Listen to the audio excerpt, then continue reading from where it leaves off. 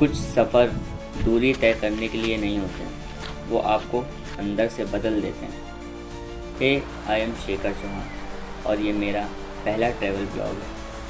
मेरे साथ इस सफ़र पे निकले दो लोग, एक मेरा छोटा भाई जिसके बिना ये जर्नी अधूरी लगती है, और दूसरा मेरा दोस्त, लेकिन रिश्तों से देखा जाए तो वो भी किसी भाई से कम नहीं। 3 लोग, 3 इमोशंस, एक ही मंजिल, बाबा बर्फानी के दर्शन। लखनऊ से निकलते ही मैं पहुंचा जम्मू। स्टेशन पर पैर रखा ही था कि महसूस हुआ जम्मू में गर्मी अपने चरम पर थी। कैसा लग रहा है? गर्मी बहुत है यहाँ पे, काफ़ी ज़्यादा गर्मी हो रही है। हम लोग चल रहे हैं अब RFID कार्ड बनवाने, तो जो यहाँ पे थोड़ा सा आगे वाला है। कार्ड बनवा कर हम निकल पड़े भगवती नगर बेस कैंप के लिए, और यहीं से शुरू हुआ पहला स्ट्रगल। 1.5 घंटे की लंबी लाइन, धूप और गर्मी के बीच थके हुए थे हम, लेकिन दिल में सिर्फ एक ही नाम था, बाबा बर्फानी। आखिरकार एंट्री मिल गई और भगवती नगर बन गया हमारा यात्रा का पहला पड़ाव।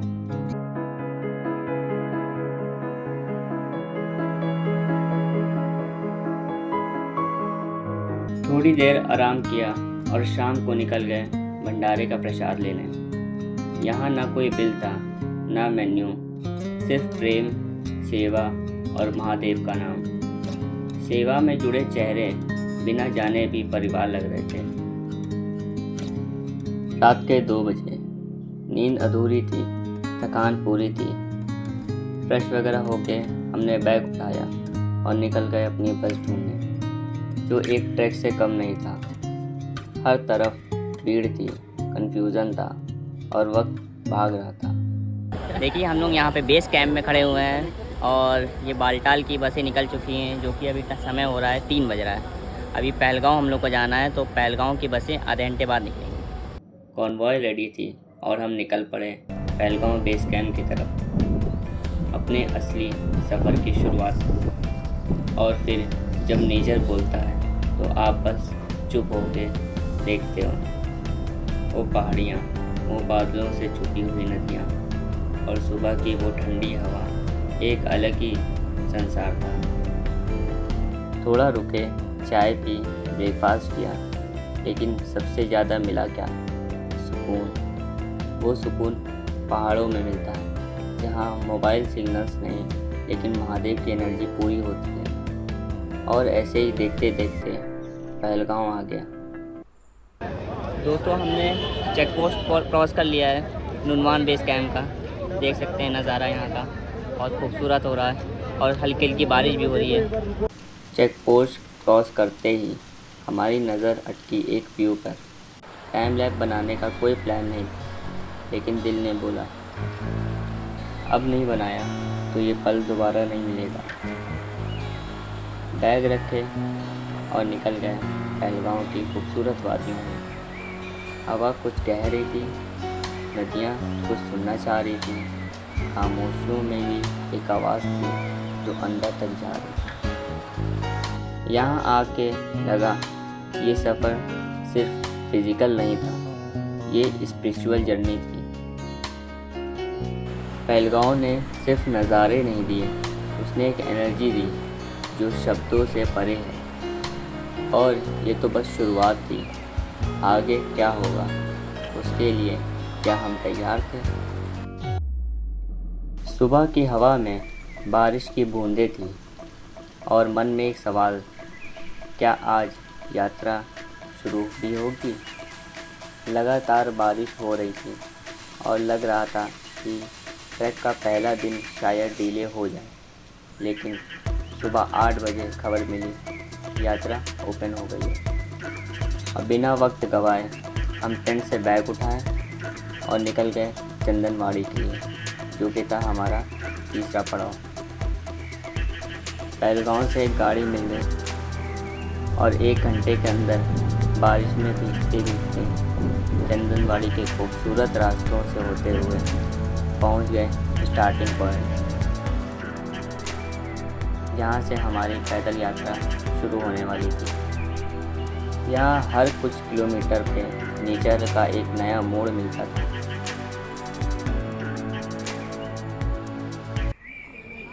हम लोग यहाँ पे चंदनवाड़ी पहुँच चुके हैं और एंट्री हो गई हम लोगों की, और आप नज़ारा देख सकते हैं, क्या खूबसूरत नज़ारा हो रहा है चंदनवाड़ी का, ब्यूटीफुल। इससे अच्छा कुछ नहीं है यहाँ पे, बस नज़ारा देखिए। हमने पहले कदम रखा उस रास्ते पर जो सिर्फ पहाड़ों का नहीं, अंदर के डरों का भी टेस्ट लेने वाला था। एक्साइटमेंट पीक पर था। मस्ती करते, गाने सुनते हुए हम एक ऐसे मोड़ पर पहुंचे जहां से पूरा चंदनवाड़ी वैली दिख रही थी। बारिश साथ चल रही थी और बादल अपना नया रूप दिखाने लगे थे। फिर आई पिस्सू टॉप, सबसे पहली और सबसे टफ चढ़ाई।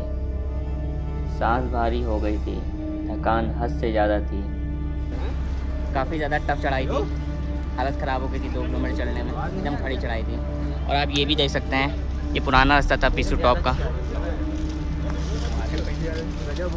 आगे बढ़ते रहें। बारिश, कीचड़, झरने और स्लिपरी रास्तों के बीच थकान के साथ ही दिल में एक एक्साइटमेंट जिंदा थी।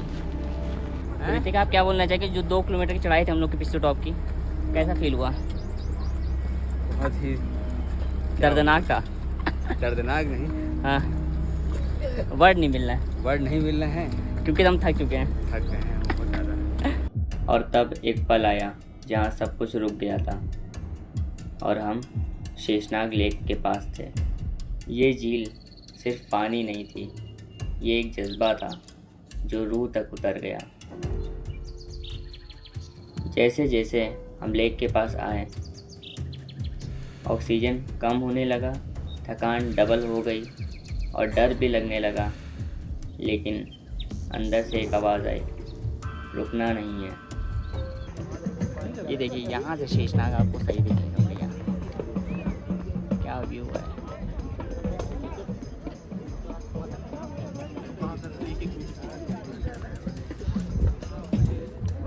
ये देखिए शेषनाग, यहाँ से चढ़ाई आ गया है बेस कैंप पे। तो आज हम यहीं पे रुकेंगे और कल सुबह 4 बजे पंचतरणी के लिए निकलेंगे।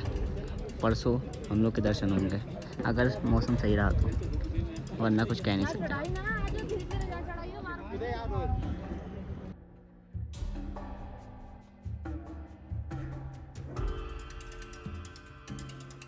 लेक के पास कुछ वक्त बिता के हम चले शेषनाग बेस कैंप की तरफ, जो डे 1 का लास्ट पड़ाव था।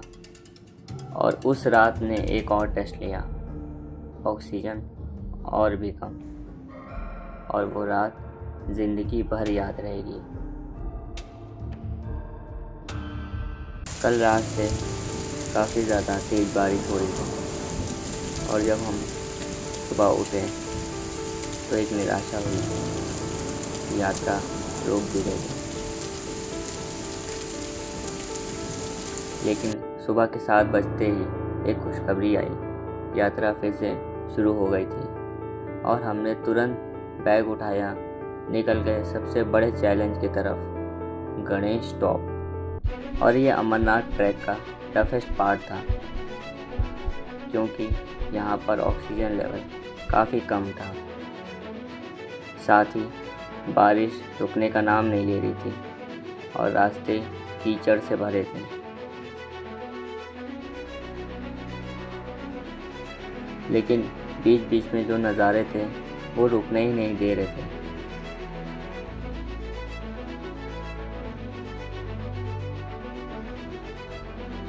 बहुत परिश्रम के बाद जब हम गणेश टॉप पहुँचे तो एक पल के लिए सब कुछ रुक गया, जैसे पहाड़ों में गणेश जी का रूप दिख रहा हो।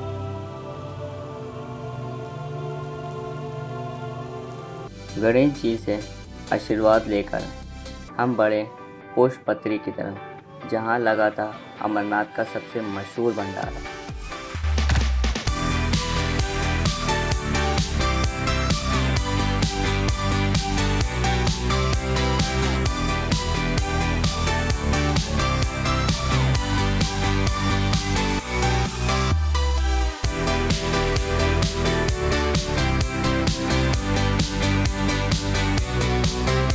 प्रसाद ग्रहण करके और थोड़ा सुकून लेकर हम निकले पंचतरणी की तरफ। बारिश और ख़राब रास्तों के बीच नज़ारे अब भी जमा थे और आखिर एक टर्निंग पॉइंट पे पंचतरणी बेस कैंप दिख गया। पहलगांव के बाद अगर कोई जगह दिल में उतर गई तो वो यही थी।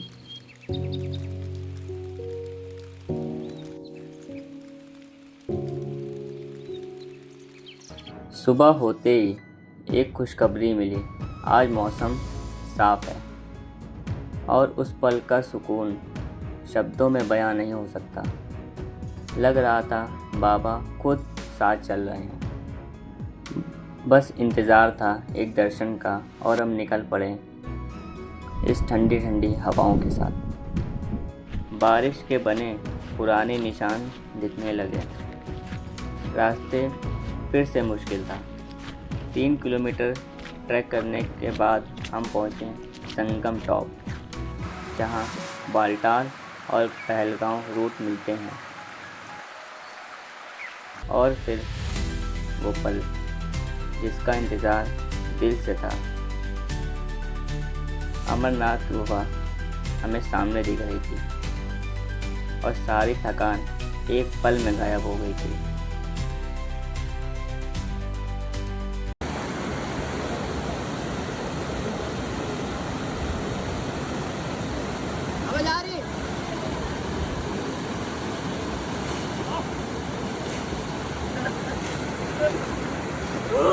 और जब गुफा के अंदर प्रवेश किया तो लगा जैसे हर सवाल के जवाब मिल गए हों।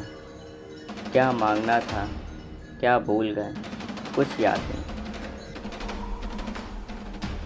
बस एक अनुभव था जो शब्दों से परे था। ये गुफा नहीं थी, ये एक अंतर यात्रा थी, जहाँ से निकलकर इंसान वैसा कभी नहीं रहता जैसे वो पहले था।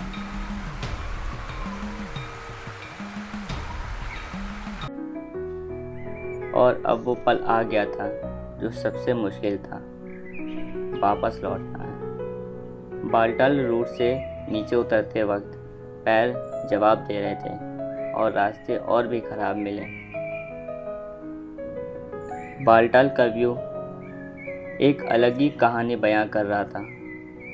ये रास्ते सिर्फ सफ़र नहीं थे, ये हमारी परीक्षा थी और बालटाल ने सब कुछ साफ साफ लिख दिया था।